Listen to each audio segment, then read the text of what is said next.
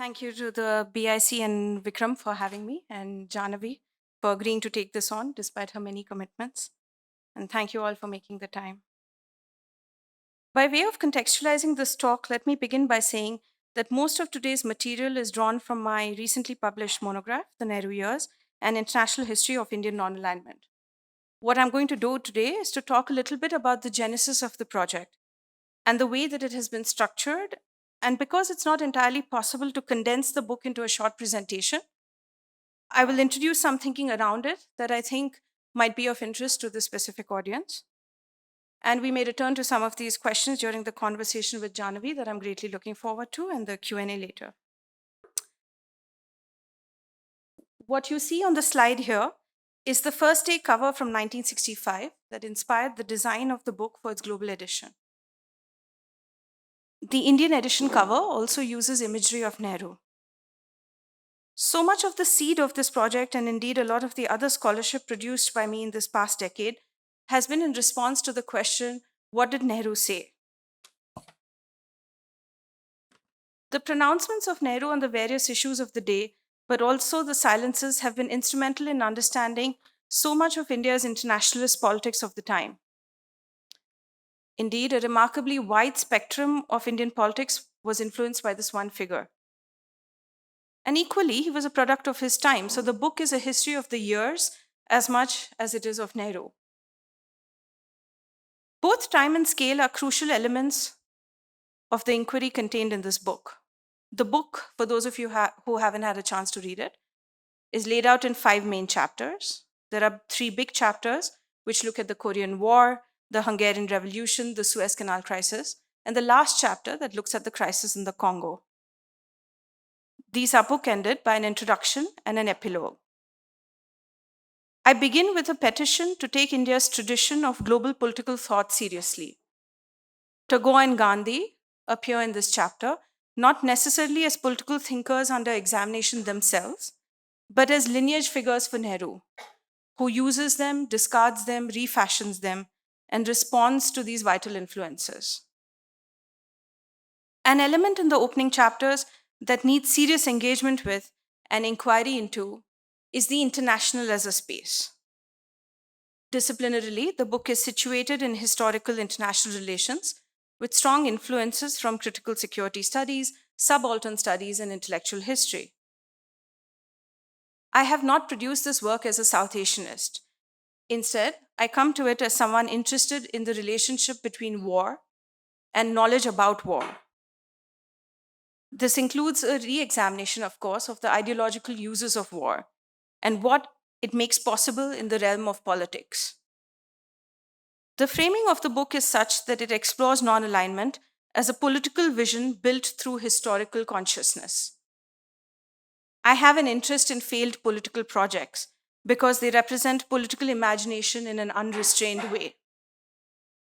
As I say in the book, a failed political project is also significant because it contains within it the seeds of an alternative political imaginary and possibilities of regeneration. I have argued in the book, and indeed elsewhere, that Nehru's use of historical ideas was intended to galvanize India towards the world, but also to arouse the world to India's power. I argue that India's rise to power in the mid-20th century is predicated on Nehru's theorization of war, amongst other things. But having trained as a social scientist in Britain, I was struck by the writing of war through an overwhelming concern with combat histories. In the book, I've sought to think through war rather as a political institution, in a way that conjoins Nehru with his soldiers and his generals, but also with diplomats, elected leaders, and the government that he was head of. Rich memoir literature from these sources, plus interviews and the archives, help populate these stories as imaginaries of war. Stories of peacekeeping, particularly, function in the same interlacing way, to bring out a history of India and a history of the UN as intimately coeval. A second theme in the book is to disrupt the claim that the Cold War is the condition that makes non-alignment possible. I turn to the end of century origins of non-aligned thinking to show that non-alignment is anti-imperial politics that predated and outlived the Cold War. Second, even though we cannot only think of non-alignment in the framework of the Cold War, non-alignment does help us to think about the Cold War in broader terms. The Indian experience shows that the global struggle against the Cold War, as well as national and transnational struggles for decolonization, were all intrinsically linked. Much of the history of the Cold War is, of course, first the history of decolonization. From the Korean War to the Congo crisis, the idea of the UN acquires more and more salient form, primarily through the expansion of its membership. Over that time, the Indian commitment to the UN was also elevated in unprecedented measure. In the book, I argue that this came from Nehru's belief that the UN was the sphere in which politics could be sequestered from war. Thus, the evolution of the UN as an organization and that of Indian non-alignment as an idea were processes braided together from the very start. Nehru, and indeed leaders of other Asian African states, had long believed that the UN represented their best, even if not ideal, hope for political action. As the book shows, new sites for political action were opened up, especially through the diplomacy of Asian and African states, and frequently under the leadership of non-aligned India. Indian non-alignment was predicated on the belief that as both blocs led by the two superpowers were practicing a form of ideological politics, they had more commonalities than differences and were thus falsely opposed. Such an examination of non-aligned politics also yields dividends for the writing of Cold War history itself, which desperately needs a view from India, particularly in interrogating the narrative modes in which these histories are written. For instance, the idea of the long peace is enraging and exhausting because of its blindness to the Indian experience of the Cold War. The Cold War sometimes stayed cold because of the enormous and world-altering contribution of Afro-Asian nation states in regulating great power politics. A history of non-alignment gives us a prescient view of politics and war as fundamentally constitutive of world order, but also as provocations to think of world reordering. For non-alignment, politics and war as frames of analysis precede questions of empire and the nation state. Thus, such a history shows us how political thought from the former colonies can be profitably read as both subverting empire in all its forms, while also refusing the preponderance of empire as an analytical structure for thinking. Despite its preoccupation with the colonial question, non-alignment is able to step out of empire's long shadow by drawing attention to the international. Non-alignment is pertinent as modern international thought, of course, but it is also pertinent as an internationalist project. This vision drove the post-colonial diplomacy of a newly independent nation state that had earned its freedom through anti-colonial resistance. The path between a colonial past and an international future, I argue, was charted through spirited diplomatic practice, which propelled nation states into a dynamic present. Even though I'm wary of legacy claims, and these come about a lot when we're talking about Nehru, I do think that the study of non-aligned diplomacy could ignite a rethinking of ways in which nation states approach the international. Thus, a history of non-alignment may still have something to offer to contemporary politics. I'll wait for time.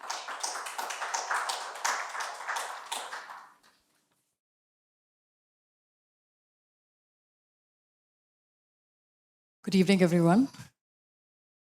It's one of the joys of being an academic, something I sorely miss, is to find that once students become colleagues and then you sit and talk as peers. And that's the joy I experienced today, sitting with Swapna, whose very early PhD days I remember very well at King's. And I'm grateful that she thought I could be one of the interlocutors for her book. So in the first instance, congratulations on the publication of the book, because as we all know, it's not a given. Not all theses, first of all, make it to the defense, and definitely not all defenses eventually lead to a book. So it's a fabulous accomplishment in itself, of which yeah, you ought to be, of course, deservedly proud, and I also share in that pride.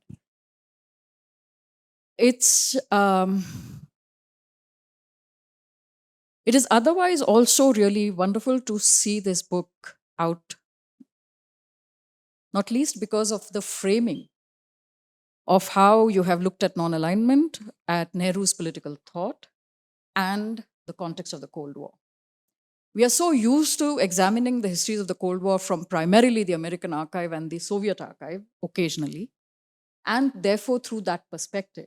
So names like Dulles, Dulles, and a range of those characters who show up again and again, and the foreign relations of the United States documents, which show up again and again, and how American ambassadors and Soviet subterfuge played out on the international field is how we've learned to see Cold War histories, if not from John le Carre novels and the James Bond movies, right? So this is the framing or the theater in which we've understood the Cold War is one, as Arne Westad often reminds us, of a Cold War, which was full of hot wars, which were fought on African, Asian, and Latin American soil. Again, we understand these wars, and I'll return to the idea because you've foregrounded it in your thinking about this book. Even when we think about these wars, we've looked at the role of the superpowers in them and understood them in isolation from each other. So the assassination of Allende, or so on and so forth, or the assassination of Patrice Lumumba, for example.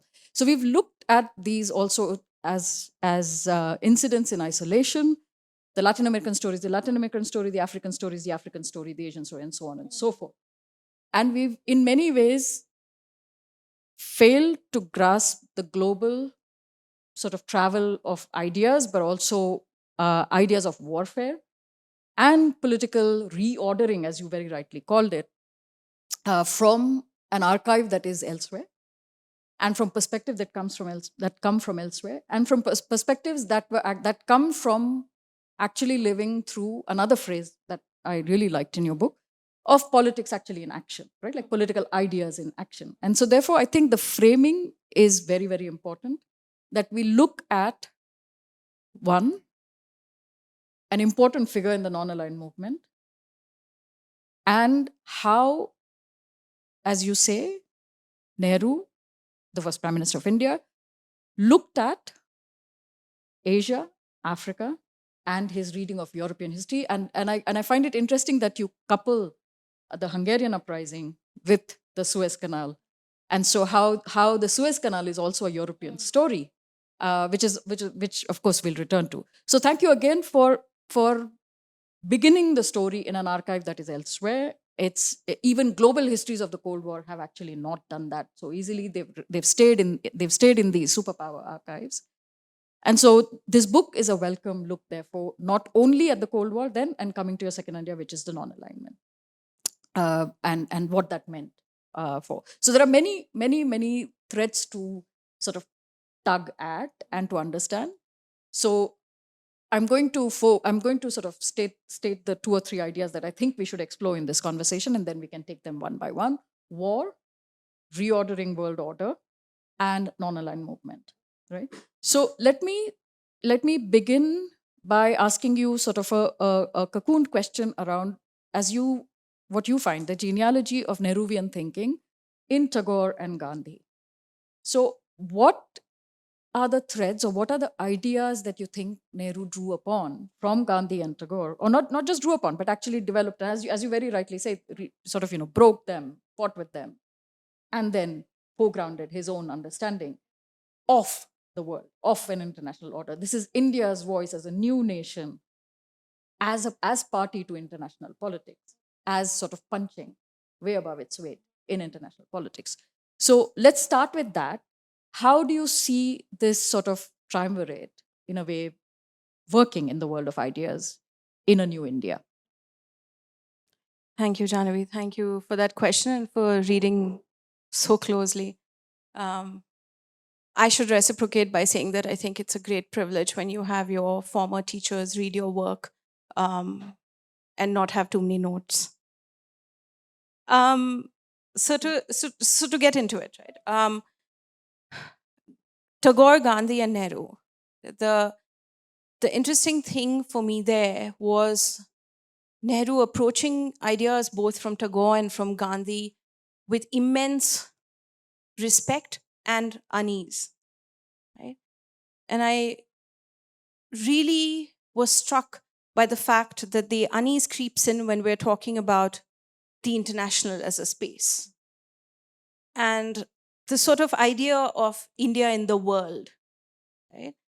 I think that that sort of pantheon of thinking comes from Tagore, right? The sort of idea of how India encounters the world, how the world encounters India, these spaces, how we traverse between them, but also how they interface. And I think that, these are questions that remain with Nehru from the very beginning till the very end. He's always thinking about India in the world. Similarly, with Gandhi, there's of course questions around the idea of what is a state and a lot of unease about it, right? And of course, more people here might be familiar with sort of Gandhian ideas of what the state should not be, which is quite um, um Olympian. But with Nehru, you have, I mean, Shudipto Kaviraj puts it very beautifully where he says, when we fought so hard for a state, how would we give it away?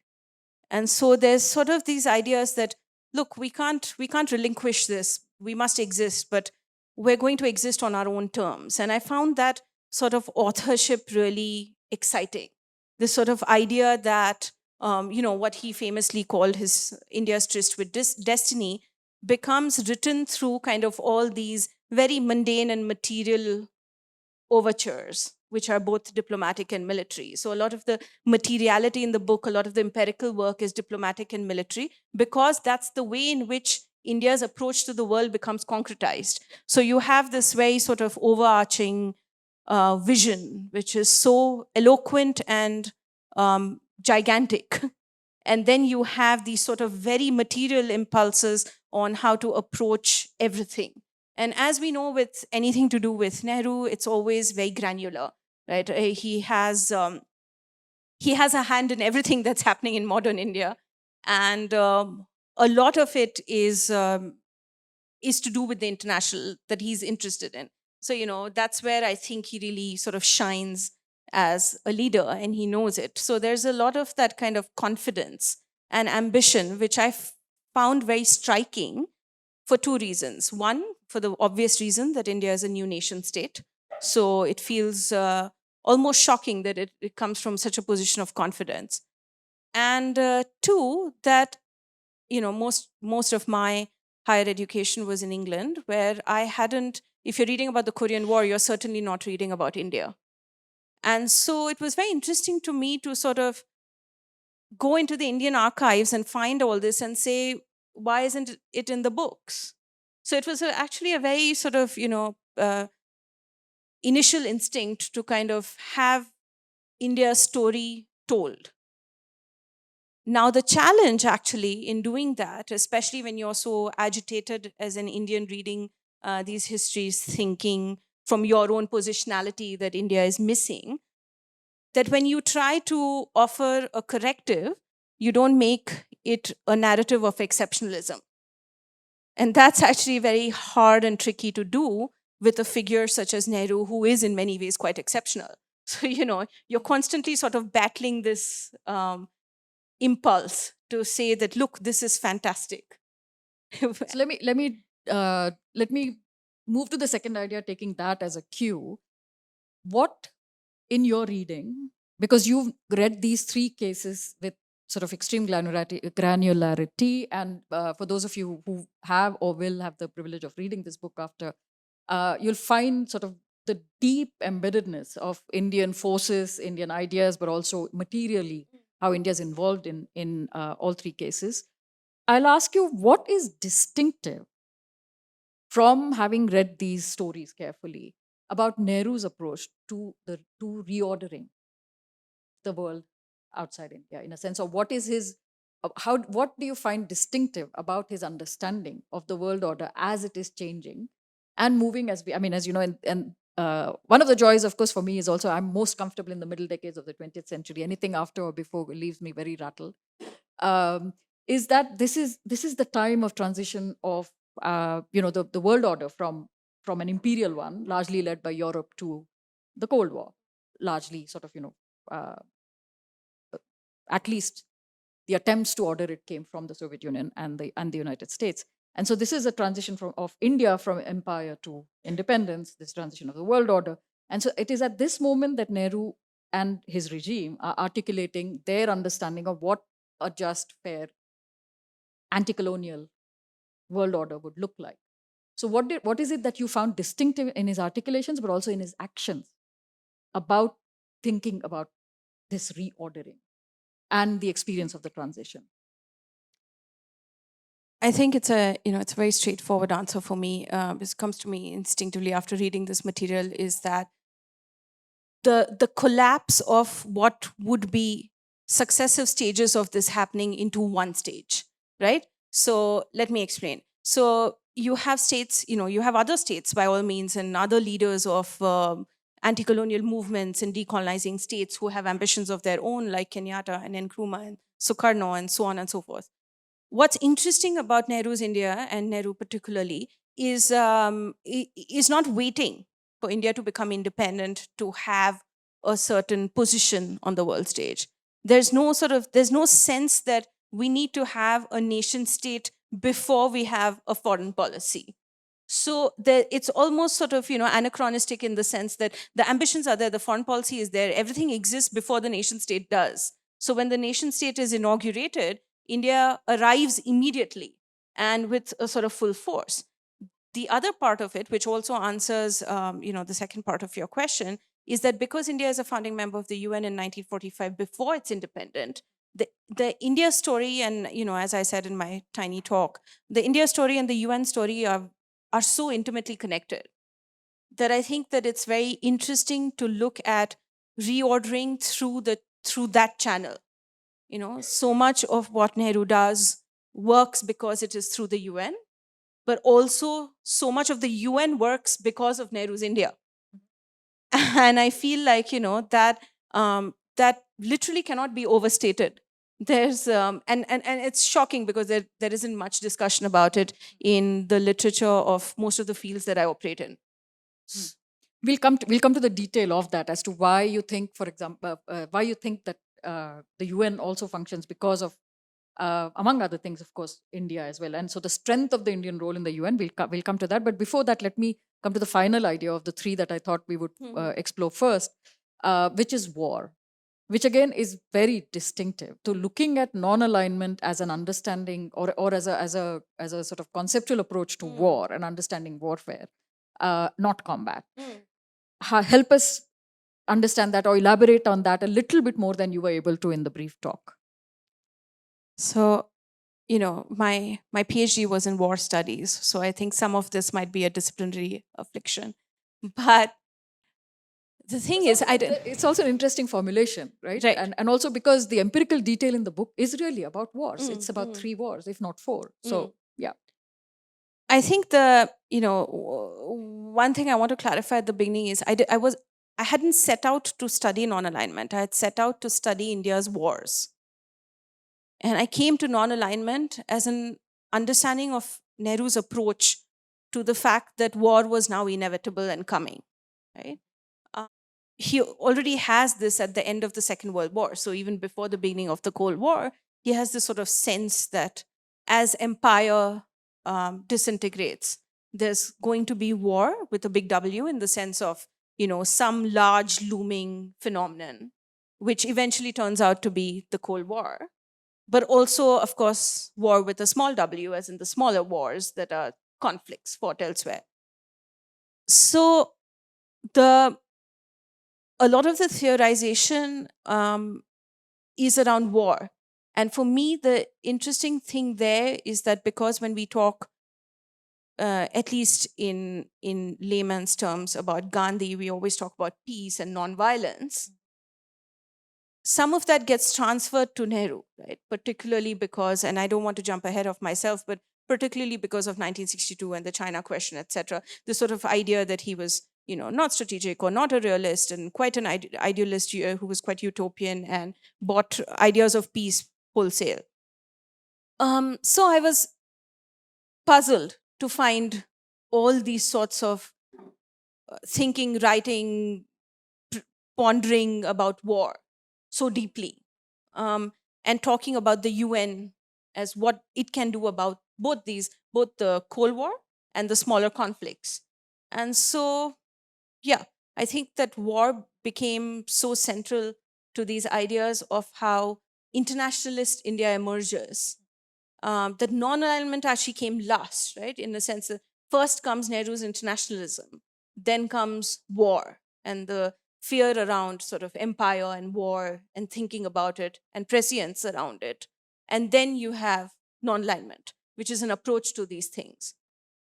So yeah, it's interesting again, and I think we'll return to that question about how and why you think Nehru's thinking about war can be, in a way, understood through the lens of what he said about non-alignment, right? Like, because that's what's happening. So what Nehru did and what he said and how the two meet or where the two meet would be the interesting question to come back to, probably, about non-alignment. But let me come to the meat of the book now, which is the three cases that you selected, or four cases that you selected.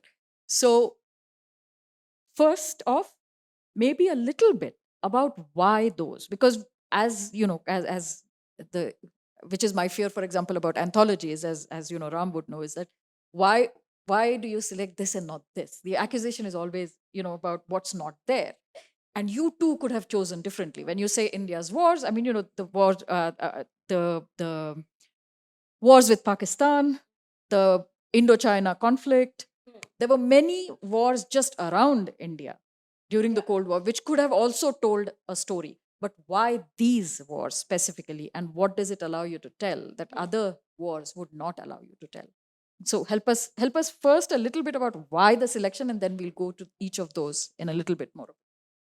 When you talk about the wars that I didn't select, it's deja vu for me, because that's what all the Amazon reviews of the book say. You could have done this, but you chose not to. And I feel I've let down some reader somewhere.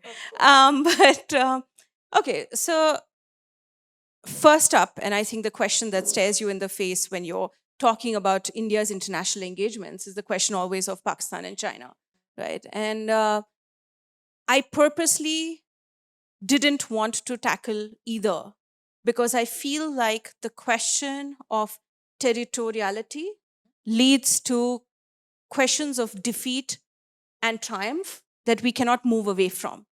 Because there is a sense of victory in one and a sense of absolute defeat in the other, it's impossible to actually carry out any theorization or conceptualization that is fresh and original, that moves away from that. It feels like a cop out if you're dealing with, say, the China question, and you don't want to talk about how and why India lost the war. It's almost impossible to conceptualize anything without talking about India's loss. Similarly with the wars in Pakistan. The other thing that the other more mundane explanation is that both the case studies have been written about a lot. There's a lot to choose from. Some of my interest in doing, of course, this book is based on my PhD thesis, so some of the interest was also in doing original work and not duplicating the work of others. So there's also sort of those sorts of literature review based questions. But Pakistan and China I didn't want to touch for that reason. In terms of the case studies that I actually chose, there's also sort of, I wanted to look at Nehru's ideas of the world in different silos. So his ideas of Asia, which come out through the chapter in the Korean War. In his idea of Europe, which is always very interesting because, I think he always famously talks about how he belongs to the East and the West. So, there's that sort of binary that he's always operating in. So Europe as a concept and as an idea is so interesting, also because of the political philosophical leanings that show up in his early life, even before Tagore or Gandhi, right? And Africa, because it was so challenging. And as I say in the book, the challenge wasn't always met. So I thought it was interesting, and also a way to tone down probably any emphasis on the exceptionalism again, to be able to talk about where non-alignment doesn't work, right? The title of the book is a bit tricky, right? Because I've tricked readers into thinking they're going to read a history that celebrates non-alignment. But I'm quite interested in sort of why does it not work, where does it not work, and why not, instead of sort of just pronouncing it dead, right? And so, like I said, I'm quite interested in failed political projects. So Africa was very important from that point of view for me. Also, as a sort of as Africa decolonized, and this was the time period about 10 years after India, it also becomes a sphere where different perspectives are called for, and India as one of the early decolonized countries at that point of time, in a way, was also looked at as an example for the dissolution of empire. And so And going that back a leadership little mattered, bit yeah. to what you were saying earlier, it's the big players through whom we understand Cold War history now. There are different big players in all the three spheres. So, you have the US and China in Asia. And in Europe, you have a complete different set with the Soviets coming into Hungary, and, the Suez Canal has the British and the French, etc. And then Africa has, is its own kind of world at the time. And so I thought that it was so interesting that India even had an approach to all of these things. The other thing that I wanted to say quickly was that, one of the things that I had to remind myself of again and again while writing the thesis, which became, and also while writing the book, is that we now tend to think of both India and the UN as concrete realities, which they were not in 1950, right? So there's also that sort of sense of going back and thinking, oh, wait, there are these two nebulous entities that are both very ambitious. And so, how do they hold each other up? And so, again, the case studies were also, for instance, that's the reason I didn't tackle Indochina, because it doesn't root itself through the UN, which incidentally is the present project I'm working on, which is India and the Geneva Accords. So, We'd come back to that, and we'd love to know a little more about your new projects as well. Could you say a little bit more now about each of the four, in fact, cases, and help us understand how, in each of those cases, the Indian international voice, or India's approach to internationalism is articulated, and how that speaks to non-alignment as a historical moment, right? Like failed or not. So could you walk us through maybe each of those briefly? The Korean case, the Korean War, the Suez Crisis, the Hungarian uprising, and then the Congo. And of course, as I will of course ask you a little bit more about the Congo, because that for me personally was the most interesting case study to read, and I'm trying to suggest to Sapna that she consider making a film out of that one, because it's an incredibly exciting story, which I haven't read at that level of detail up until now. So why don't you tell us a little bit about each of those, in order to arrive at how does each of those cases help us understand the Indian approach as filtered through in non-alignment, not as an unproblematic, settled, uncontested idea, but exactly as you say, in all its fuzziness, so to speak. The Korean War is very interesting because this is an early articulation of non-alignment, right? And so one of the things that happens with non-aligned India in the early period, so late 1940s, early 1950s, is that it sort of gets grouped together with the neutral states, so Switzerland, Sweden, etc. And so, they're sort of seen as the Americans used to call it, fence sitters, right? What this fence sitting makes possible is mediation. Because at the UN, when they're looking for an arbiter of some sort, they say, okay, well, who are the states who haven't signed on to any pacts or alliances? These might make good arbiters, right? So the process is quite arbitrary in a sense, right? They're just trying to put together these commissions. And that's the other thing to understand is sort of the administrative side of the UN. I mean, if you go to the UN archives in New York, 80 to 90% of the archival material is just administrative logs because so much of it is who will be paid how much, who will do how long in what place. It's a massive bureaucracy, right?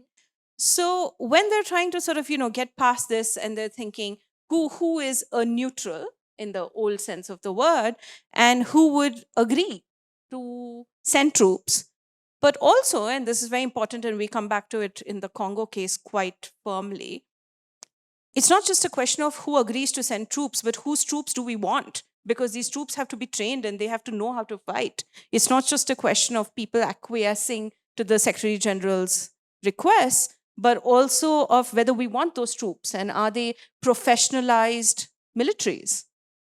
India ticks all those boxes, right? And so it becomes thrust into this world of mediation pretty quickly on becoming independent. I mean, 1947 is independence, 1950 is Korea. And, Indian troops in various ways, it's the custodian force of India, the UN Commission, the prisoners of war question, the Neutral Nations Repatriation Commission, the NNRC, which is probably the most key of all the commissions that were set up in Korea, are all chaired by Indians, run by Indians. In fact, where the prisoners of war are kept in Korea is called Shantinagar. And so the Indian imprint is very large in Korea. Now, having said that, I studied the Korean War a lot as part of my own education. Again, like I said, in England, and never come across any mention of India. The only time that I had heard of India was through personalities, right? So you have KPS Menon mentioned sometimes, General Thimayya mentioned sometimes. That's pretty much it. And then when I dug deeper, I realized that we had our own entire huge contingent in Korea running everything. And so the Korean question became very interesting in terms of how does a country that is, keep in mind at this point, 3 years old, take this on in a nation that is so far away that they don't speak the local language of, the Americans don't want them there. There's all of these sorts of questions that come up with Korea, and it struck me as quite ambitious and quite to put it in your words, punching above its weight. And so the other thing, of course, is drawing from the material itself. The memoirs that were written that mention Korea were many.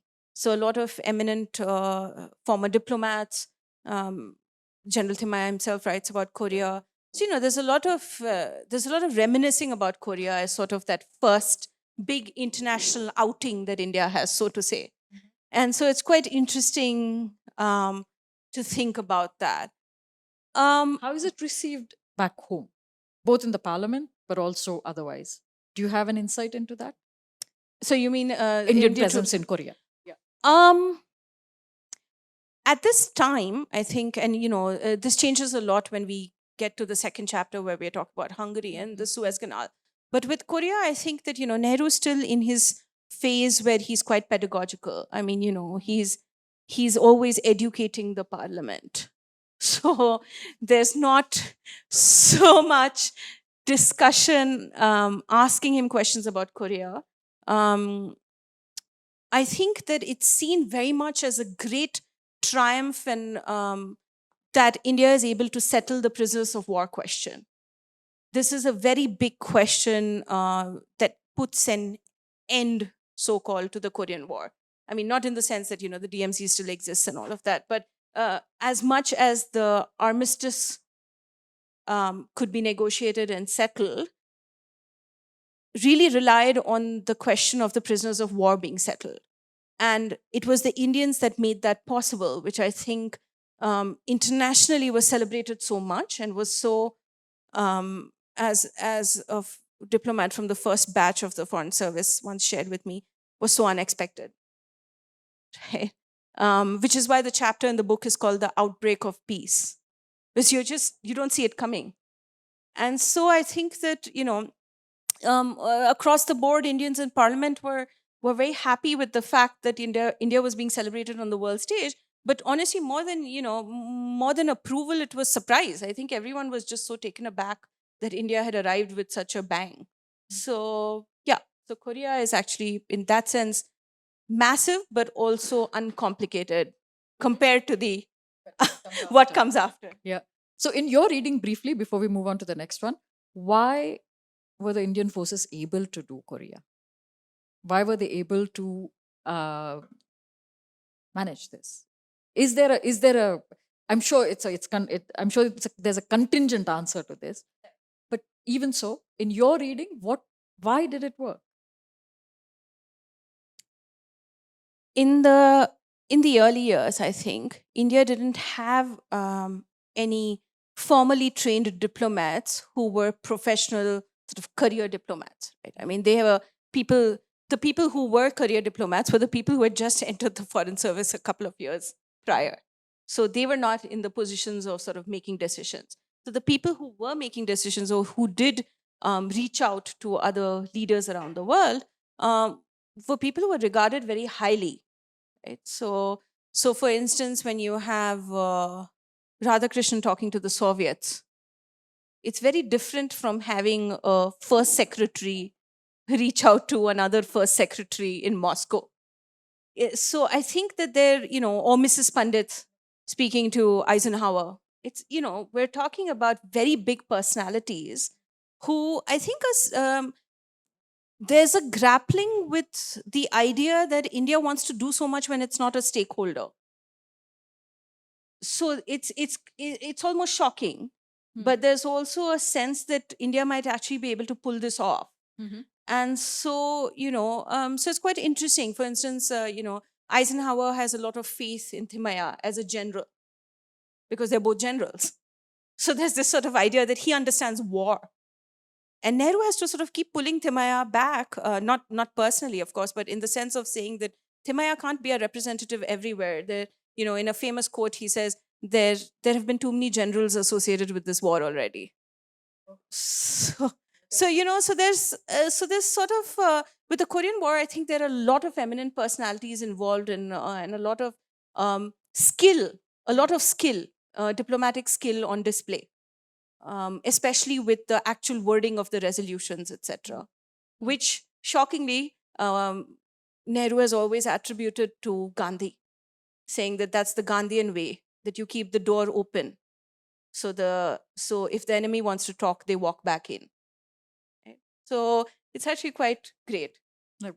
Yeah, interesting. Also because, and this is reflected in the photographs you have in the book with Mrs. Pandit in many of the photographs, with Menon in many of the photographs, actually with the historical cast of characters, including literally negotiation rooms that look in fact like war rooms with lots of people and lots of very worried looking people holding their forehead. Let's move on to the next one, and I think it would be interesting for us to also understand a little bit about why you chose to couple the Hungarian crisis or the Hungarian uprising with the Suez crisis, and how well you made the choice, but also you made the choice because you see Nehru's reading of European history, and of Europe at that point of time, at this moment, and of course it's a few years ahead of the Korean War. So help us see this a little bit.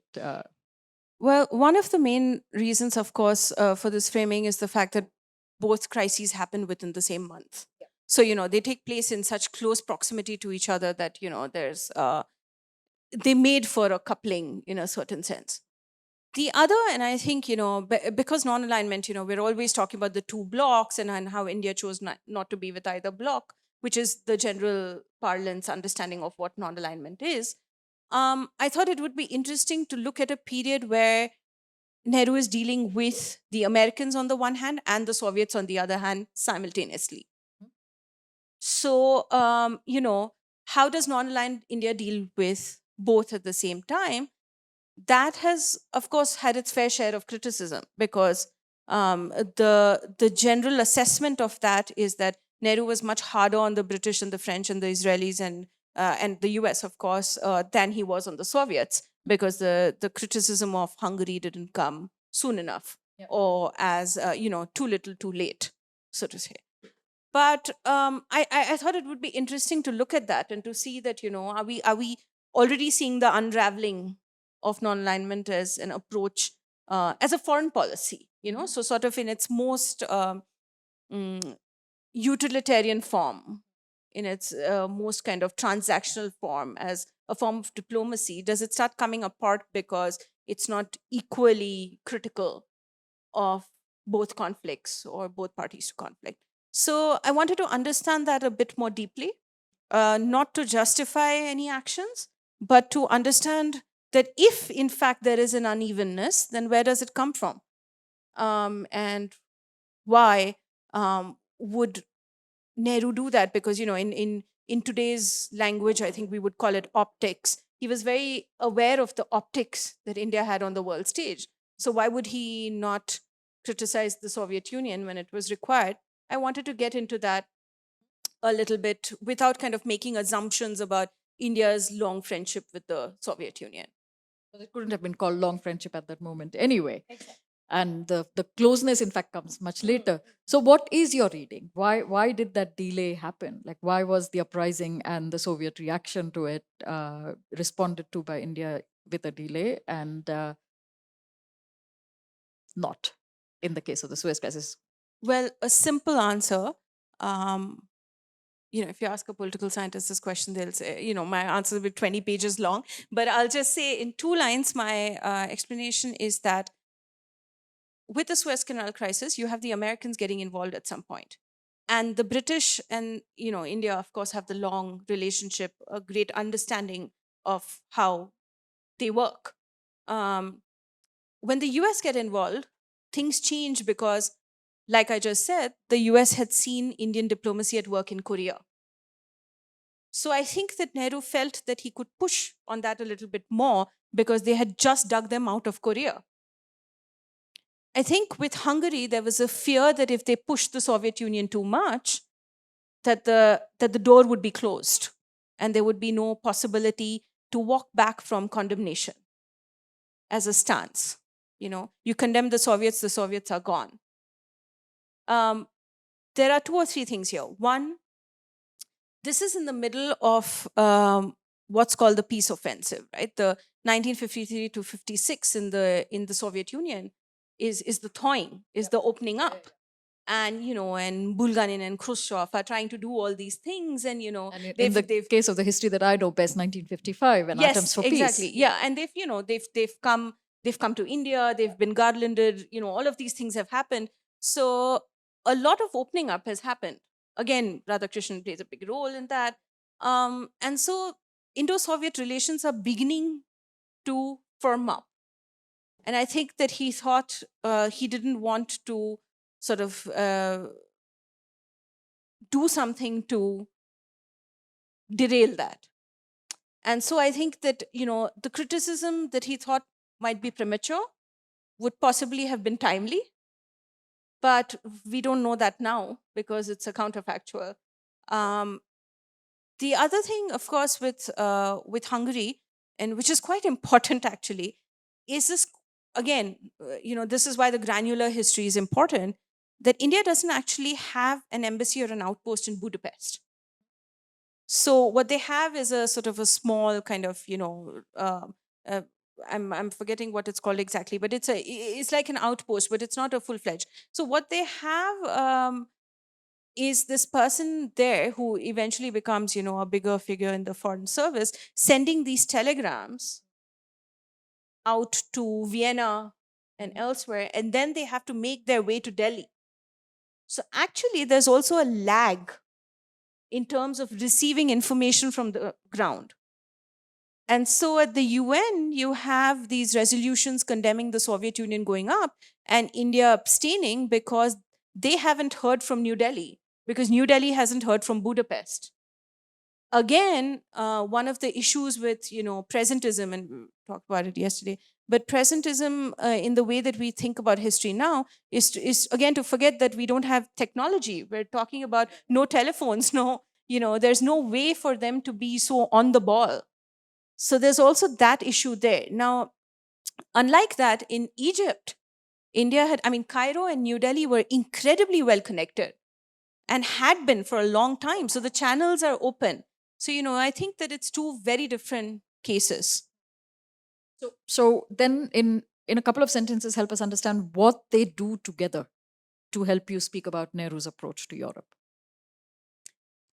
I think because we start off with a bang in the Korean War and talking about an early and disproportionate success that non-alignment has, in the 1956 chapter, I wanted to talk a little bit about what war, coming back to war, does to trying to go about politics, everyday politics, right? War disrupts that in a very deep way, where you say that, you have non-aligned India in peacetime is very different from non-aligned India in wartime. And when you have war and you have two wars simultaneously in the same month, there's a disruption, and non-alignment, the weaknesses within it come to the fore. What would you say were the weaknesses from the study of those two cases?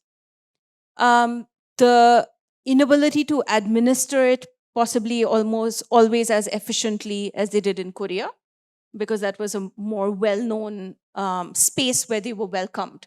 So in a sense, India's neutrality didn't quite matter in these two wars as it did in Korea. Would that be too simplistic a reading? I would say that there was the delayed response is the problem. That's where you have the problem. That if there had been a delay on both, it might have been better almost. But Egypt is seen as urgent, and Hungary is seen as sort of as grappling with it. And so there's an unevenness, and that I think that's always been historically now a problem. And so that damages, in a sense, the perception also of India's non-alignment. Okay, coming to the most exciting chapter, and for me personally, of course, the most exciting case study. As I said, I haven't, and that of course could speak to my own prejudiced reading in history.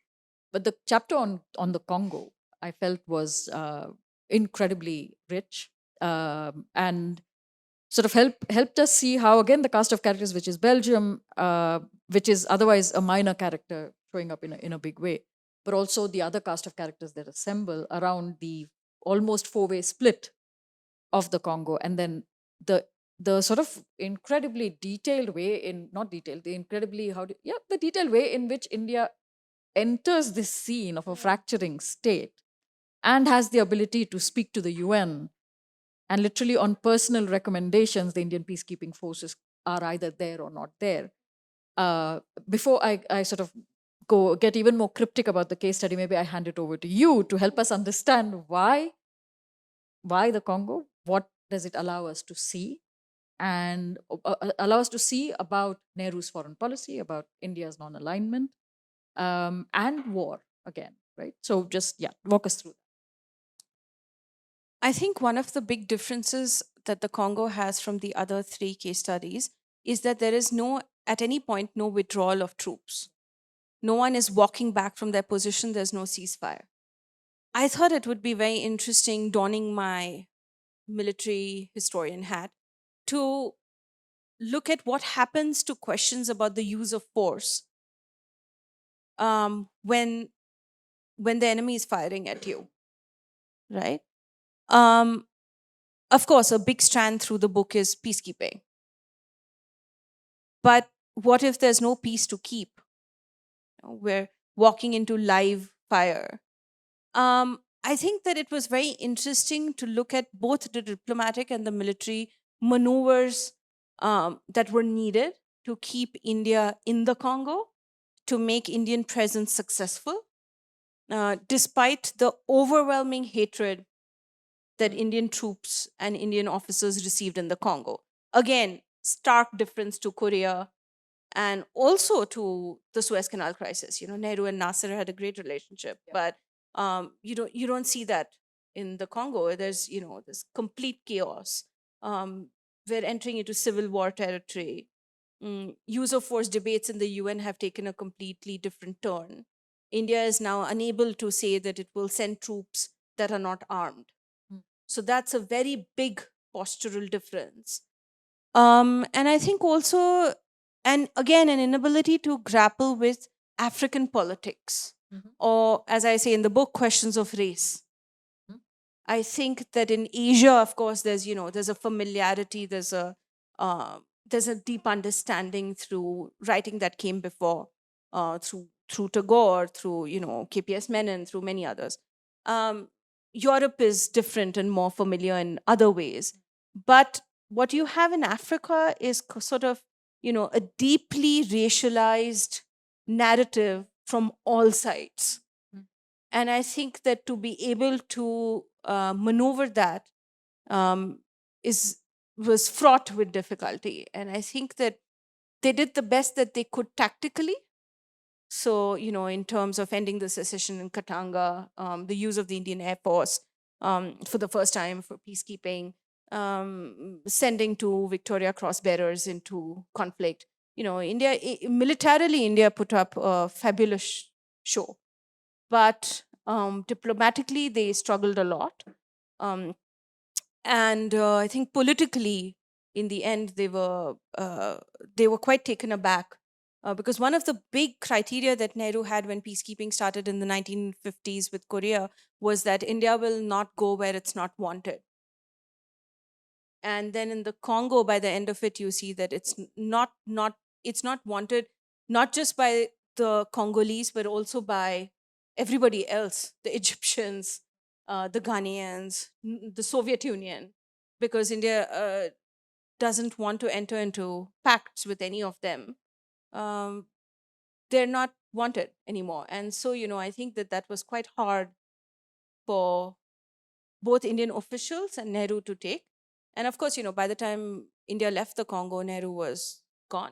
So it's a tough case to write. And of course, the elephant in the room, it comes after 1962. So there's also this sort of idea that should Indian troops be out there peacekeeping an African state when we can't safeguard our own borders, which is There's also changed perception back at home. an Yeah. indefensible charge. So again, Parliament, you asked me about the Parliament during the Korean War. Yeah. It's a complete change by the time we get to the Congo. Hmm. I mean, it had already changed a lot during the Hungarian Revolution because you had Indian socialists tear down Nehru in Parliament, saying that, what is India doing? So, yeah. Further details in the book. Let me, I would like to ask you about what is it from these? I mean, of course, we spoke about the wars closer to, or wars in the neighborhood, so to speak, but there were also other wars like the Vietnam War, the Lebanese War, so on and so forth, or Gaza for that matter, that you did not choose. But you chose these. Among the chosen ones, what is it that did not make it into the book? Are there stories or are there observations or insights that you'd like to share with us that did not make it into the book? I think some of this, as happens with these books, comes to you after the book is written, right? Whereas people read the book and they reach out to you and you think, this is fascinating. So one of the things that, again, a lot of that has happened in this book has come from the Congo chapter, right? Particularly because it's the first history of India and the Congo ever written. So people who were responding to it, they were thrilled. One of the interesting interactions that I've had has been with the Irish.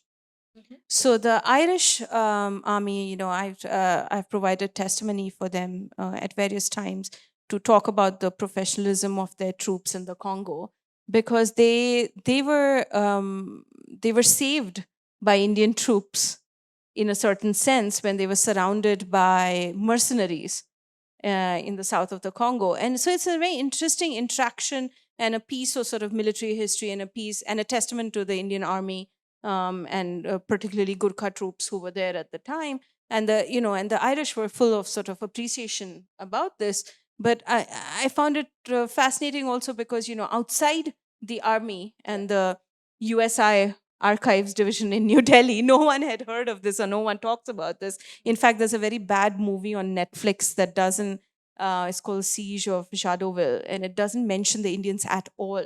You don't see an Indian face in the movie through its entire run. But Like in Second World War movies, despite the fact that on so many fronts it was actually Indian troops that fought the battle. yeah, yeah. So in that sense, the Congo chapter throws up a lot of sort of interesting anecdotes, and also because it was a later period, you still meet some people, older, retired, military men who, if you talk to them, they say, "I was in the Congo," and so it's always, there's always an interesting Rolex of anecdotes that comes from there. But yeah. No, wonderful.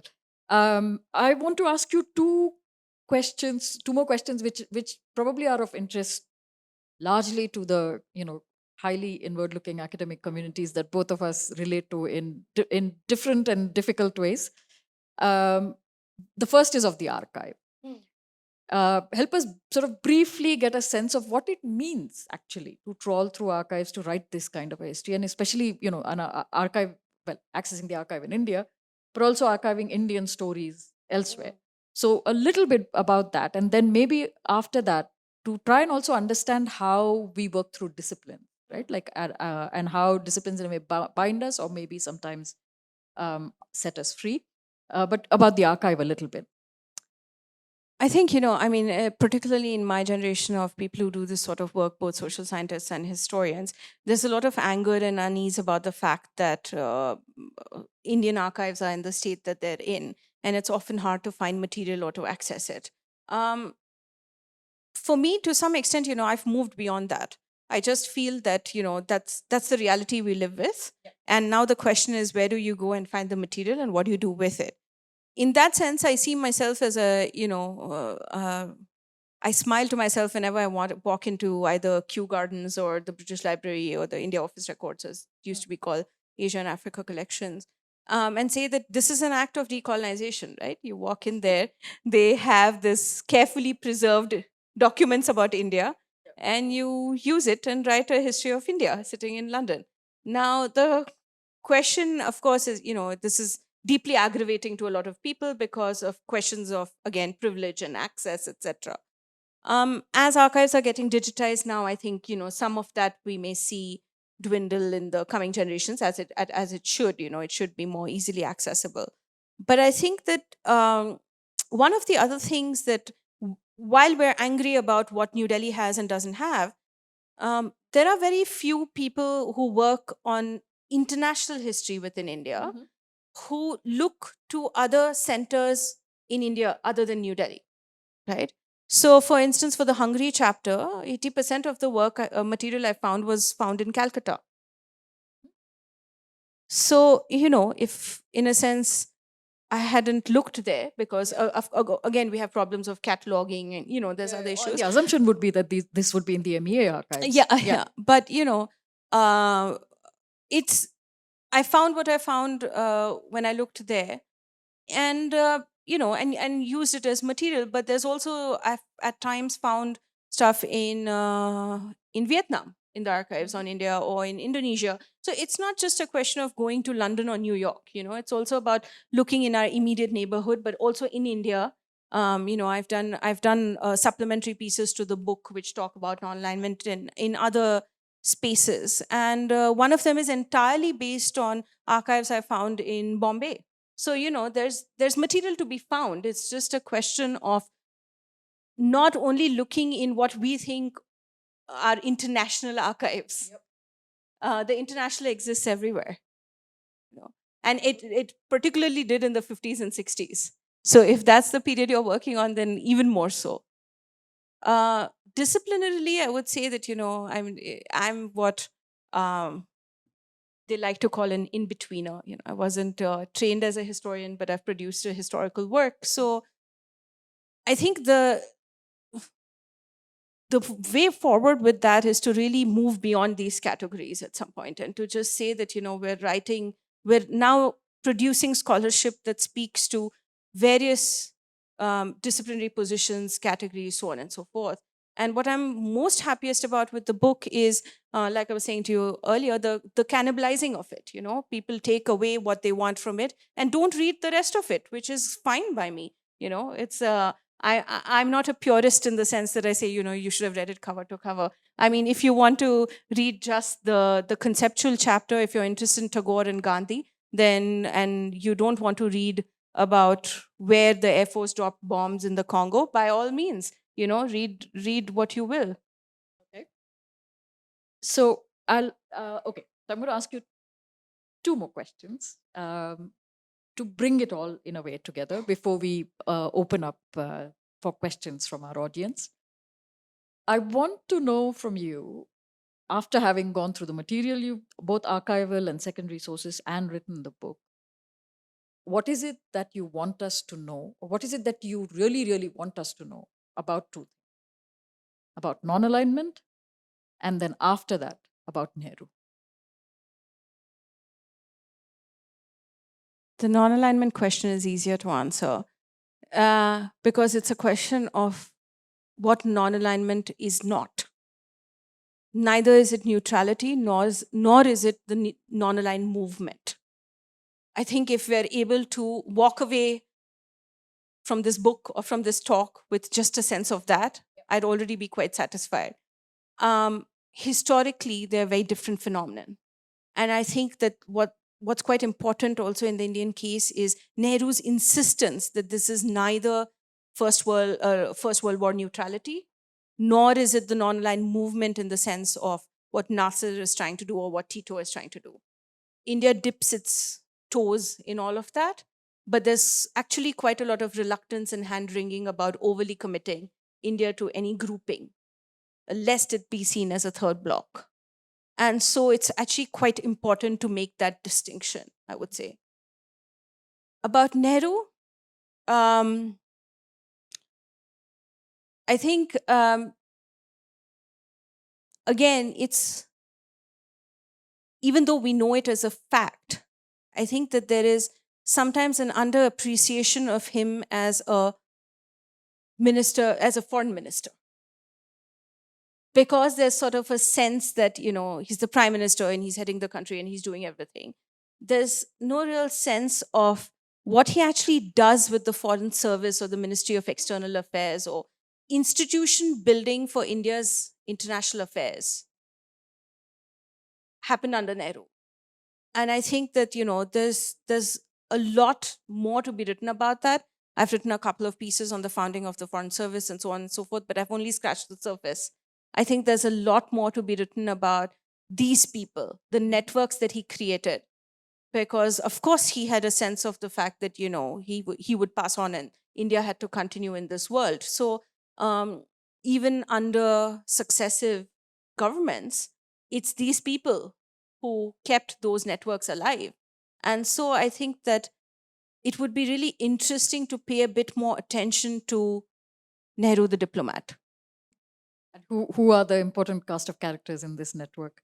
I suspect we know some of those names. It would be wonderful to hear from you from this. I mean, I this morning I met Eric Gonsalves, who lives here. So, I was thinking he's 97 and full of great stories still. But, there's, I mean, from an earlier period, even there are people like Subimal Dutt, Vaidi Gundevia, Pillai. So there are so many to name.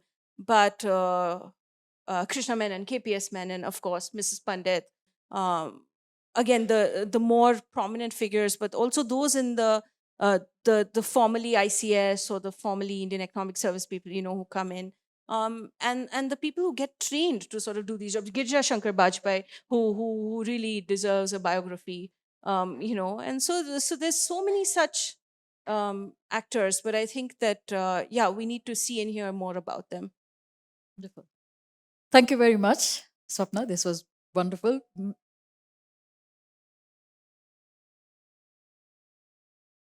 Good evening, ma'am.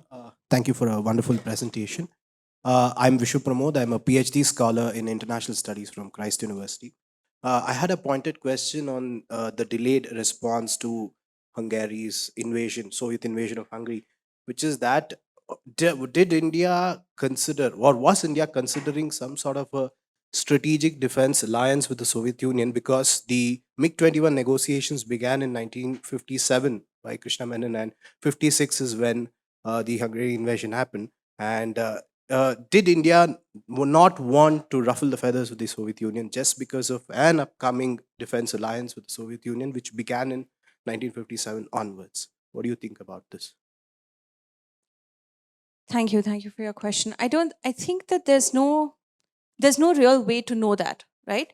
Because the non-aligned stance makes it possible to have that sort of ambivalence. The question here is, I think the conceptual difficulty in either raising a defense of India's position at the time or of critiquing it is that non-alignment makes ambivalence possible. What that means is that you don't have any certainty about which direction the Nehru government was going to take. Now, one of the things that I think hinders our understanding of India's position vis-a-vis the Soviet Union is that being non-aligned doesn't mean that you don't enter into partnerships with other states. I mean, that's not really a way that you can function in the world system. So whether India wanted to enter into an alliance with the Soviet Union or not is a question maybe for a later time, maybe for 1971 or so. Those sorts of questions come up when the Treaty of Friendship and Cooperation is signed. But in the mid 50s, I would say from my reading, my sense is that it seems unlikely that that was the reason for the hesitation. I think that the reason, if any, at the time is that the Soviet Union had already spoken. So Khrushchev had already spoken about fragmenting the office of the UN Secretary General into three, right? And installing a triumvirate, which Nehru was opposed to. And so there was this sort of idea that if the Soviet Union is condemned at the UN, the Soviet Union will condemn the UN. And so, to a large extent, this may have also been seen as a saving mechanism for the UN in an organization in which Nehru was deeply invested. So, my sense is that from the archival material, I think anything beyond that would be pure speculation. Hello. So I wanted to know about alignment and non-alignment as a strategy. So, like, suppose there's a benefit in non-alignment. If a country or person is not aligning to more powerful countries, so those countries will try to try hard to make them an ally. So there's power in non-alignment, but there's also power in alignment, because if you are aligned to a more powerful country, powerful allies for a longer time, then in the end it's said that the master serves the slave. So in what cases should a country follow alignment, and in what cases should a country follow non-alignment?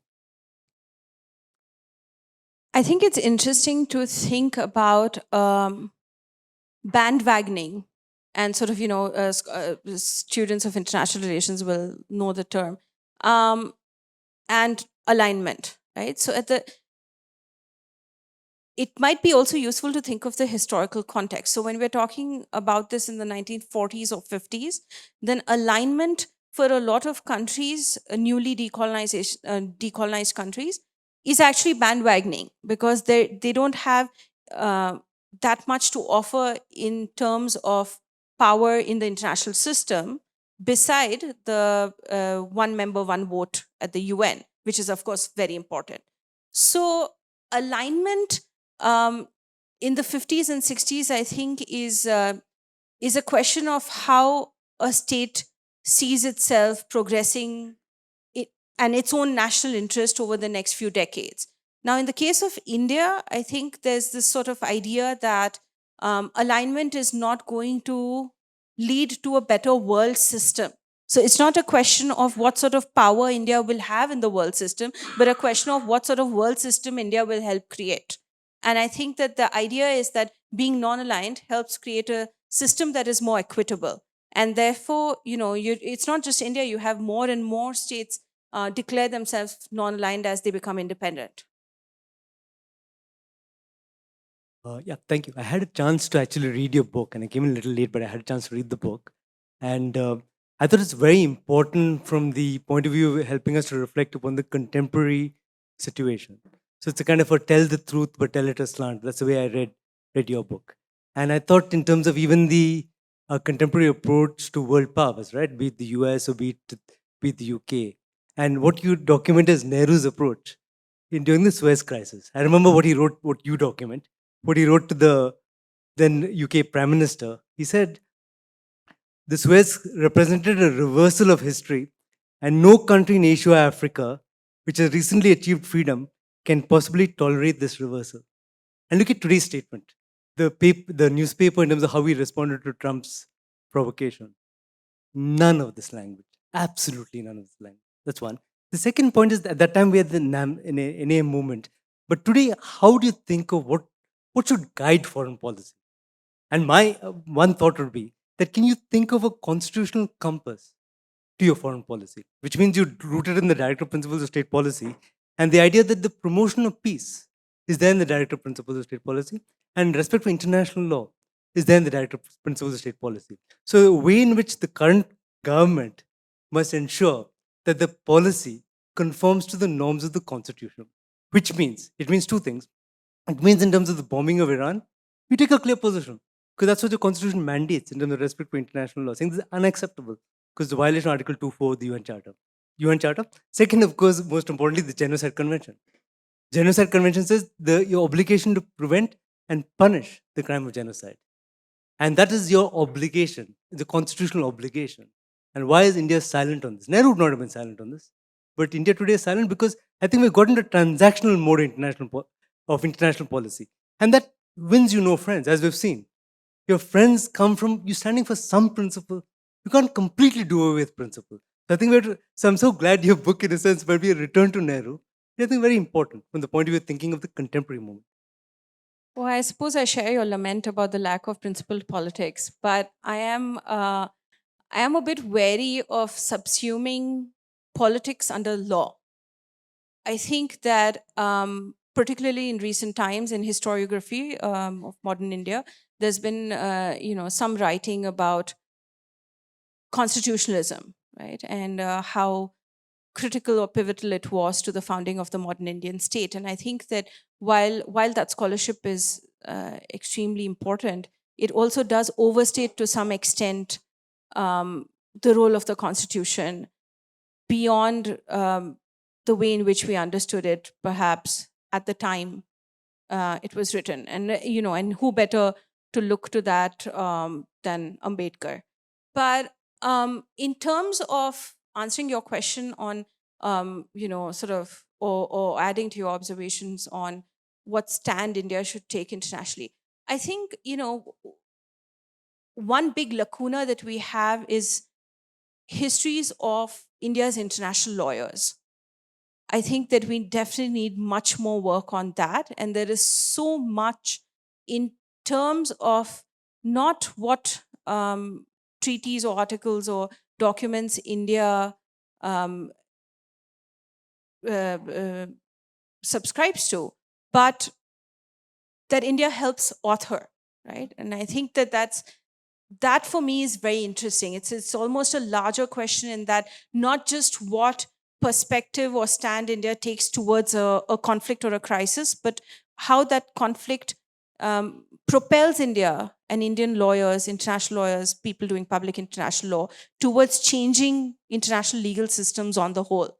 And so I think that's again an underwritten history.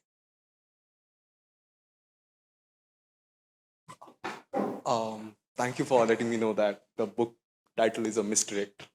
That it could be the non-alignment. What could be the problem with it? It would be more exciting to read now.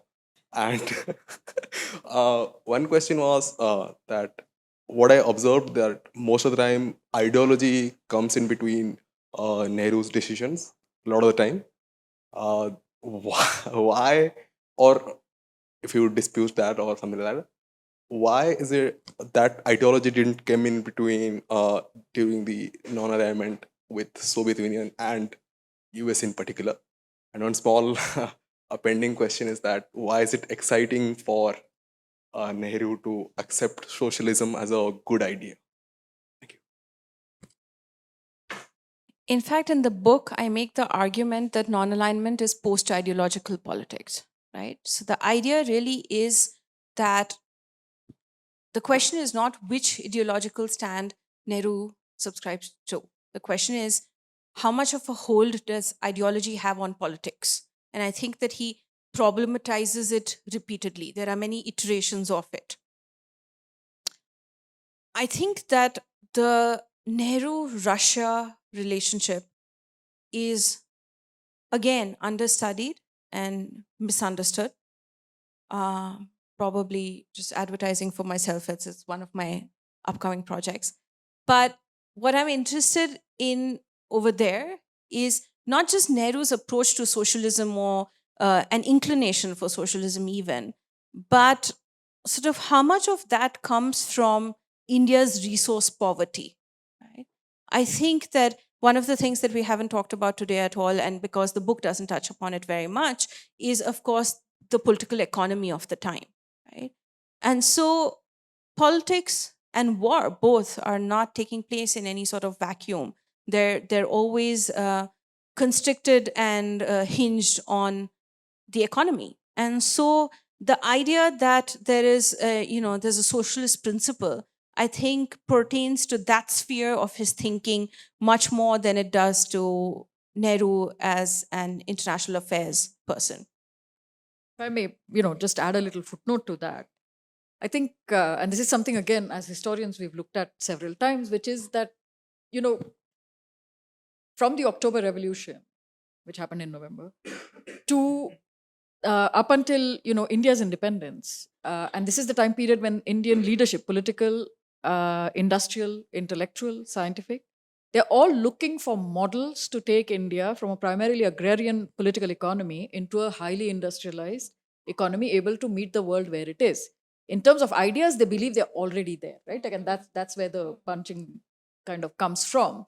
And those 9-hour-long speeches at different international fora are coming from. But they are looking to the Soviet Union and the 5-year plans. They're looking to Meiji Japan, and they're looking to America during the New Deal in America as models to take a primarily agrarian economy that is India into an industrialized nation. And so I don't know if it is adequate to simply fold it as a socialist thing. It is looking at models that allow you to imagine a future that you think is yours, right? And that's where that belief in a model that worked for the Soviets, could it work for India? Of course, and it's not, there is no blind belief. And this is not just Nehru, but all eminent Nehruvians and Gandhians in different manners. I mean, of course, I shouldn't speak about Gandhi in front of a scholar right sitting on the front bench who knows Gandhi inside out. But there are people who find meaning in how these futures are imagined and how they're materially accomplished, right? And that's why the idea of a Soviet experiment is what is important. I don't necessarily know that we can fold it unproblematically into socialism, because the socialist comes into the Indian constitution, or the nearer friendship to the Soviet Union comes with Mrs. Gandhi, senior Mrs. Gandhi, not before that, right? Like not as much before that. And remember, there's the Sino-Soviet pact or the Sino-Soviet closeness, which is very different to what happens then, after. And of course, my brain is now frying, but that in the 50s, that changes completely, right? So I think that's why chronology matters. That's why context matters, contingency matters. These things come together at very specific historical moments, right? Like we can't sort of unproblematically umbrella them into. I think that, that's why, when we're discussing non-alignment as well, it's a very, non-alignment itself is a very sort of clunky term, right? It doesn't have the eloquence of any of Nehru's language, probably because it wasn't really coined by him. But one of the things that, matters a lot in this context is this sort of freedom to choose at different junctures, right? So to take the example that Jahnavi has given us of Russia and Japan, the Russo-Japanese War, everyone is delighted by the fact that Japan has taken on Russia and won. But when it comes to Russia, I think it's Tagore who says that Russia raises the seat for the dispossessed.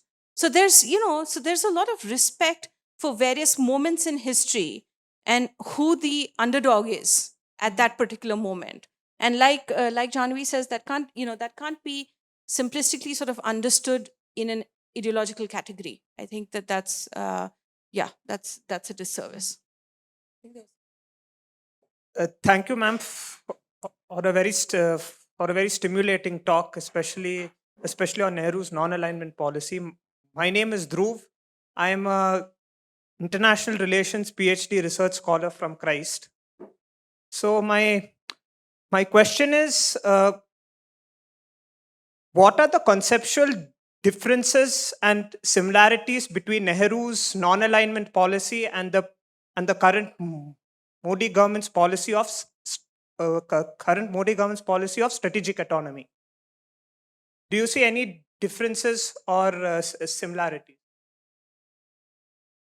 Okay, so like I said earlier, I'm always wary of legacy questions, right? Both in terms of continuity and discontinuity, because particularly as we just discussed, I think that they do away with contingency, which is so important to all historical work, that it's hard to make those sort of claims.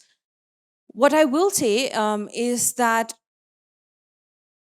again, one of the things that's underappreciated about Indian foreign policy during the Nehru era is reluctance, right, to sort of take on the mantle too much. So even though India is doing a lot and it's very ambitious and it's sort of out there in the world, and diplomatically, militarily, it's taking on unprecedented roles, there's always a sort of reluctance to do that at once, right? It's never substantive. It's always incremental. There's always this sort of idea that, okay, we're going to send 1 battalion and then we'll see. There's always sort of this idea that India may need Indians at any time, so we're not going to overcommit to other causes.